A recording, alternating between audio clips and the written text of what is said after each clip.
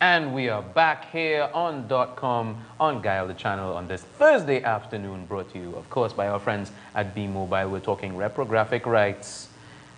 Yes, it's tricky, it's sticky, whatever adjective that you want to use. And of course, I'm getting some help, some questions on Facebook here. Very valid question. It may sound funny, but it's true. What about having your own photocopying machine or home photocopying machines? They do exist. Scanners, printers of all kinds. What about people? What about people who are in possession and use these things? Are they pursued? ttrro deals with the organizations that are the main offenders of reprographic rights.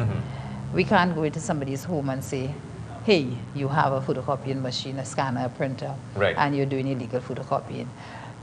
Under the Act also, there is leeway to copy some material, small amounts of materials for your own personal use.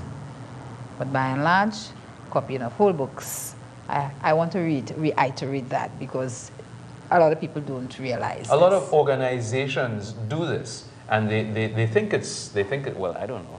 It seems that they think it's a very innocent thing to do, not just tertiary level, not just tertiary level institutions, corporate citizens, secondary level institutions, and yes, you muttered it under your breath. I'll make it a little more amplified for you. The government organizations violate reprographic rights all of the time.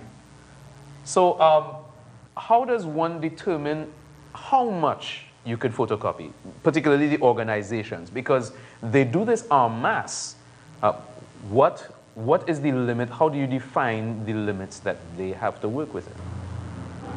We define the limits based on the agreements that we sign with international organizations, reproduction rights organizations. And as I said, they are between 5% and 10%.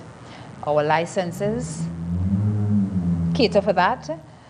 In our licenses, we stipulate that 5% of a work can be copied. 5%.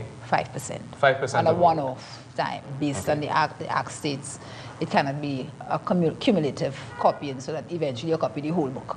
It's 5% of the work as a one-off thing. So if we're dealing with a 400-page book, it's 5% of that 400 pages is the limit. So for each and every separate work, it's 5%. Yes, right? But it's not just that. You have to have a license to copy even that 5%. You're allowed to do quotations from the book, for your thesis, but you have to give credits. You have to give all the credits. All right, I think the universities are very stringent about that because it's called plagiarism. Yes, so I'm painfully aware that they are very, very stringent about that. But okay.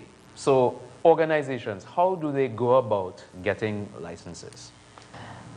Actually, what has been happening over the past 3 years, we started with the major universities, no names called, but the major universities, we have started with them, and for the past 3 years, we've been working with them. We've sent them the licenses, we've sent them introductory material.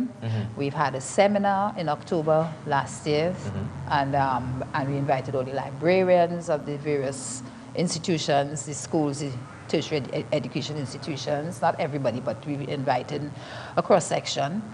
And we have disseminated information to these people, and they know. So far, they have been very resistant. They decided that they don't need to have a license, and they still have been copying everything that they're not supposed to be copying. But we're working on this, on getting the licenses in. Now, thank you for clarifying the response that you've gotten thus far. I was about to ask you about that. But in regards to that response, how difficult does it make it for your organization to be relevant, to be viable even? We would depend on the fees that we collect, the royalties we call them, that we collect for the usage of intellectual property rights. So far, we've had no licenses signed because we just have, even though we've been working at it for a long time, we just have not had the license signed because of the resistance that we are facing. So we are broadening the net. However, the International Federation of Reproduction Rights Organizations has assisted us with seed funding, a loan, right, an interest-free loan over a period of time, so that we can function within the marketplace, so that we can do the work, because they know that, you know, it is going to be of benefit not only to the economy of Trinidad and Tobago, but to other people internationally whose repertoire of works are being used in Trinidad. And our major bilateral agreements are with the countries, the English-speaking countries, and some of the like Spain and France, you know, those countries that the works are being actually used here in Trinidad. Right, right, correct. Do you all represent artists or authors or anyone who provides that kind of information? In particular, do you represent these people directly? We represent all graphics and image works. Okay. So visual artists may be represented. All right. But so far we have approached one or two, but we haven't had them come on board in Trinidad as a member. But they are represented abroad internationally, so their works would be represented by us here in Trinidad. And the photographers, and we have also sent inquiries to the Lands and Survey, the mapping people. So, but we have not been able to really make any inroads in that direction just yet. We're working on it. Funding was a problem, but once we got the loan funding from IFRO, we were able to broaden our scope of works to bring other people into the net of, you know, getting a license, so that the rights holders will be compensated. And that is our mandate, so that we get fees and they are compensated, because we don't keep the money, we just a conduit. Right. Administrative costs, and the national, the international tradition is between 25 and 30%, which is what we take, and the rest goes back to nationals and others for the use of their intellectual property rights here in Trinidad and Tobago. Well, we were talking about, you know, these large institutions who violate this on a whim, it would seem. What about those people, you could call them organizations as well, who pretty much build a business off of this? They, you know, they may start by, it happens with music as well. I'm sure it will happen with printed material or artistic works. What about those people who decide that they will copy one thing and then they will have it mass copied elsewhere? So they're copying copies. Copy shops. And they build a business from this. What? Making millions. Yes. How are you targeting those to accrue licenses as well? Actually, after we had the seminar in October, a particular copy shop called us to get information. All right. And we had already gone to Arima, and the copy shop is right next to the bus terminus in Arima. Okay. The bus station, and we walked in just, you know, and there were copy books. There were books, whole books, copied straight across. Works in progress to be delivered such and such a date, and in various stages of finished product, all nicely bound, some of them, the finished ones really nicely bound on those spiral bind things. And this is what happens in the universities as well, and the tertiary education institutions. All right, and so we spoke to them about it, and by the time we were finished talking to them, they said, well, we will not be photocopying any more books if we have to pay to photocopy those books. And we went back to the shop. Right. And the books are still all up there. Did they take out a license at all? No. They said they're not taking out a license because they're not photocopying anymore. But from what you just described to me, it is kind of that fee is kind of nominal. The fee attached to the license. Yeah. Yes. Even though, let's say, you build a business and you reproduce 1,000 pieces of work, that's 5% per 1,000. So that shouldn't be much. Sorry. No, go ahead. But the thing about it is that they are copying whole books, which is totally illegal. Right. You see, we are not ttrro is not an enforcement, cannot enforce the law. Okay. However, the Copyright Act makes provision for the police service of Trinidad and Tobago to be the arm of enforcement for the Copyright Act. There used to be an enforcement unit some years ago, and the person who was the commissioner, the assistant commissioner who was in charge, he was trained by WIPO, and WIPO is the World Intellectual Property Organization and IP office.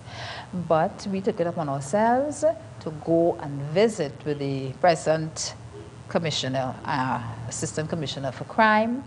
We had a chat with him, a meeting with him last year, December, and he promised to do something about re-establishing the enforcement unit. Now, the enforcement unit that existed in the past actually went to a copy shop and made a raid, and they were taken to court, but on a technicality they got off, you know, the little loopholes, right? Something that wasn't done correctly, quite correctly, and they got off. But they are going to be training several officers to do the enforcement, and they have asked the IP office, they're going to ask the IP office and whoever else, including ttrro and COT, and to help train these officers so that they will know what they're looking for and what they are supposed to be doing under the Act. And I can tell you, when that happens and they start visiting all the places that they can visit, it's a matter of there's seizure of materials and you know, there are remedies under the law. Okay. And then it's a civil action. All right. Now, you said, do you have a timeline per se as to when the police are going to start or develop their enforcement arm to help you out?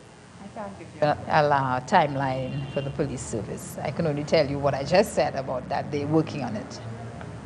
Okay. Do you get the feeling that, you know, this might have been just lip service, or are they bound to do this? Under the law, they are the people who are supposed to be doing it. And I didn't think it was lip service, because actually they are actually starting to train people to do what needs to be done. So we think that is a very positive development. All right. Well, that's good. That's heartening to know. People on the ground may see this. Well, some people, of course, won't see this as a crime at all. No. But a lot of people will see it as a petty crime. Does the police, as far as you know, the police service, do they treat with it as a petty crime, or is there another angle that they take, or that they're supposed to take? It's a crime, whether it's a petty crime or a major crime. It's a crime. And they will be doing what they are supposed to do under the Copyright Act. All right. So, and there are remedies, civil remedies that can be taken to deal with the perpetrators of illegal photocopying. All right. Well, in case you didn't know, now you know. The ttrro, they've been around for a little while. You may be hearing a little more about them as time passes. So, guys, watch out for that illegal reproduction. It ain't cool. Thank you so much for joining me. Can I say before I leave? Yes. Our contact information. Sure. It's very important. Yes, very important. ttrro has a website, ttrro.org,